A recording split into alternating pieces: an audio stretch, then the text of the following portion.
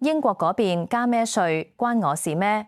我又冇移民，我又冇買英國樓。但你諗下，你阿媽有冇朋友個仔女2021年之後走咗去英國？你自己有冇喺2021到2024年聽人講過買英國樓2年回本，然後真係入咗一住？又或者你一直手持住 BNO 一直冇用？如果呢3個問題有一條答有，我 AI 首席研究員妍希今日要講嘅就關你事。大家聽到英國加稅新聞，通常諗嘅係移民咗去嗰班人大禍，但呢個角度漏咗一大批人，就係留喺香港但已經同英國緊緊綁埋一齊嘅你。關你講事研究所今日呢集唔係同你講英國點樣加稅，而係同你計清楚留香港嘅你點樣被呢場稅制風暴靜靜地抽緊血。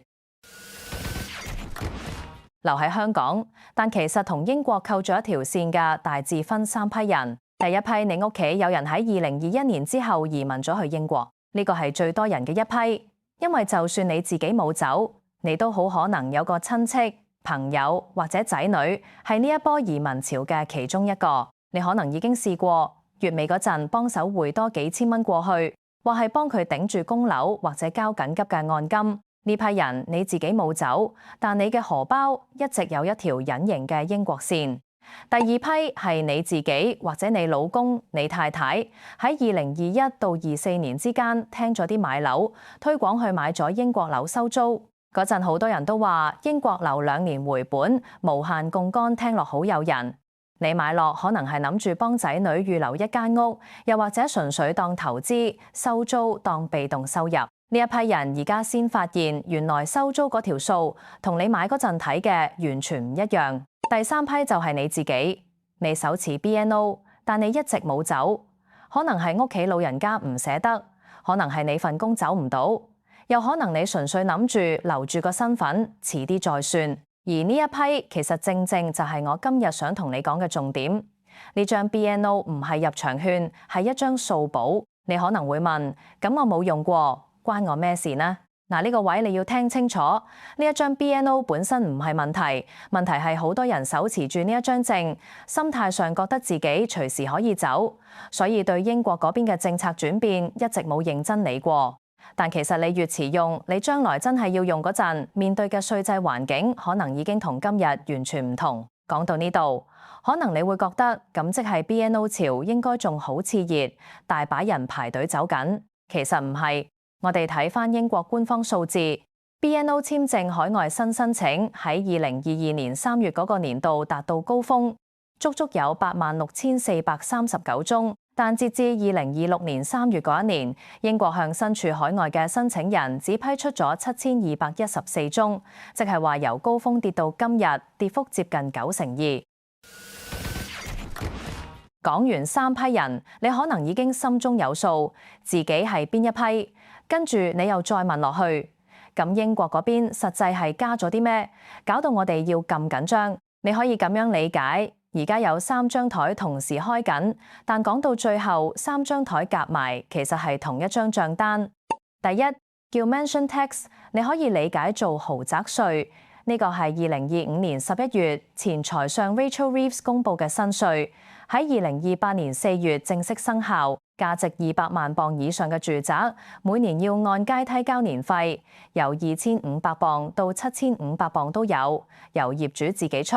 第二係物業租金稅加2個百分點，喺2027年4月6日生效。原本嘅基本稅率 Higher Rate、Additional Rate 分別由20、40、45個百分比升到22、42、47個百分比。呢個係專門針對租金收入嘅稅階，即係話你收租越多，呢個位就咬得越狠。第三，其實仲未落閘，但你要留意，就係新任首相 Andy Burnham 喺2026年7月一個專訪入面擺出3個選項。第一，地價稅，已經有超過100名工黨議員支持。第二，比例物業稅，稅率大約0.48%。第三，將 Mansion Tax 嘅門檻由200萬鎊降到150萬鎊。呢3個政策就係英國政府攞你荷包嘅完整計劃。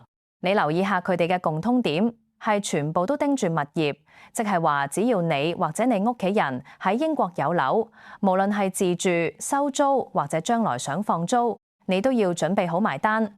而 Burnham 提出嗰3個選項背後，仲有一個好值得留意嘅政治盤算。佢背後其實係想南方加稅，北方減稅。點解？因為佢自己嗰個 Makerfield 選區喺大曼城嗰邊嘅業主，而家交嘅稅係倫敦西敏寺同類物業嘅2倍，即係話呢個唔淨係加稅，佢仲想將稅制由南向北重新分配。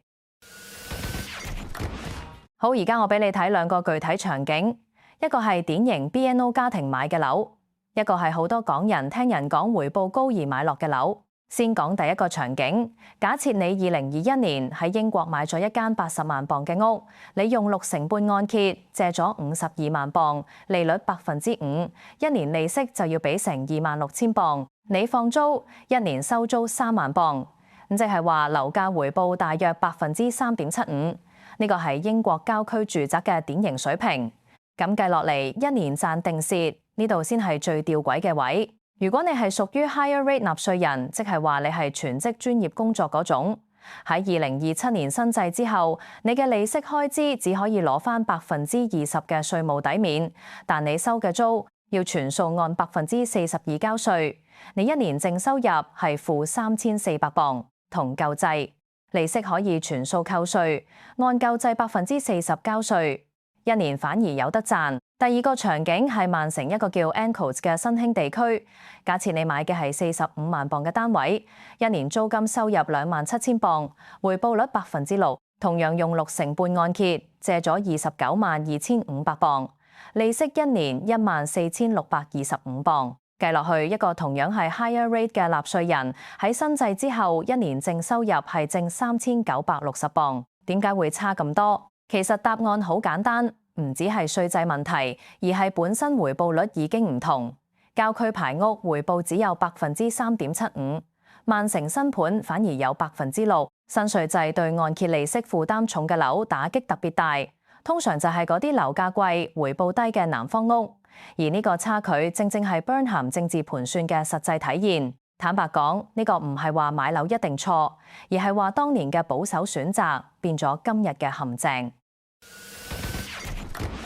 最多人可能忽略嘅一批就係你自己，手持 BNO 但一直未走。你可能諗，我又冇買英國樓，我又冇匯錢過去，咁呢件事點會關我事？其實問題就出喺呢一種未走即係冇風險嘅諗法。你要明白，一旦你將來真係決定用呢張 BNO 過去，你要面對嘅唔止係搬屋、搞學校、揾工咁簡單，你面對嘅係一個已經同你想象完全唔一樣嘅稅務環境。舉個例，如果你將來過去英國，想喺嗰邊置業，你會即刻撞到一個門，非居民要交嘅額外印花稅。跟住如果你過去之後想將香港嗰邊嘅積蓄拎去英國買樓收租，你就要面對之前講嗰個租金稅加2個百分點。仲有一樣好值得留意，以前業主想收樓可以用一個相對快嘅程序，而家呢個程序冇咗，取而代之嘅係一個需要俾理由、要經法庭審理嘅程序。官方數字顯示，而家業主由申請到真係攞返物業，中位數要等26.4個星期，即係差唔多半年。部分地區甚至要等38到48個星期。咁我依家都仲未走，係咪即係唔上車就冇風險？其實唔係咁，你將 BNO 同你將來嘅選擇已經同一個新嘅稅務世界扣埋一齊。你以為冇上車，其實已經上咗車。你只係仲未落閘。講到呢度，如果將鏡頭拉遠少少，你會發現一個好有趣嘅對照。英國而家仲喺度傾緊嗰啲稅制方向，原來香港已經行咗好一段路。第一，累進差餉。2025年1月1日開始，香港住宅物業嘅差餉已經由劃一 5% 改成累進制。呢一個改動估計每年幫政府多收8億2千萬港元。你可能會問，咁呢個同 Mansion Tax 有咩關係？本質上就係一個香港版嘅小型豪宅稅同 Burnham 嗰套物業稅構思，方向係一模一樣，盯住最高端物業，影響比例控制喺1%至2%以下。第二，豪宅印花稅。2026年財政預算案公布，1億港元以上住宅物業印花稅由4.25%上調到6.5%，預計每年多收成10億。第三，非居民稅，而呢一點香港同英國嘅方向完全相反。英國非居民買樓要交5%嘅第二套房附加費，加2%嘅非居民附加費，合共7%。但香港喺2024年已經全面撤銷咗買家印花稅、額外印花稅同雙倍印花稅，即係話喺香港買樓，無論你係唔係香港永久居民，大家都係交同一個印花稅。你話奇唔奇怪？英國政府向非居民業主加稅，話要保護本地人上車機會。香港政府反而向所有買家，包括非居民，一次過減稅，話要振興樓市。兩個政府面對差唔多嘅問題，樓市疲弱、財政壓力，判斷完全相反，邊個啱？呢個問題好值得你諗一諗。第四，資本增值稅，香港到而家都冇 CGT， 賣樓賺嘅增值完全唔交稅，只需要交印花稅。英國非居民賣樓就要按24%交增值稅。香港政府一直強調簡單低稅制係核心賣點，所以到而家都幾乎冇公開討論過引入 CGT 呢件事。你今日睇住差餉單，可能就係英國嗰邊幾年後一樣，而英國嗰邊仲喺辯論嘅嘢，某種意義上亦已經係香港今日嘅寫照。今日想問你3個問題，你可以留言傾下。第一，你屋企有冇人喺2021年之後移咗英國，而你自己都有幫手匯過錢？第二，你自己或者屋企人有冇喺2021到2024年之間買過英國樓收租？第三，你手持 BNO 未走？睇完呢集，你會唔會開始留意呢方面嘅稅務轉變？訂閱關你講事研究所，我哋下一集繼續慢慢拆。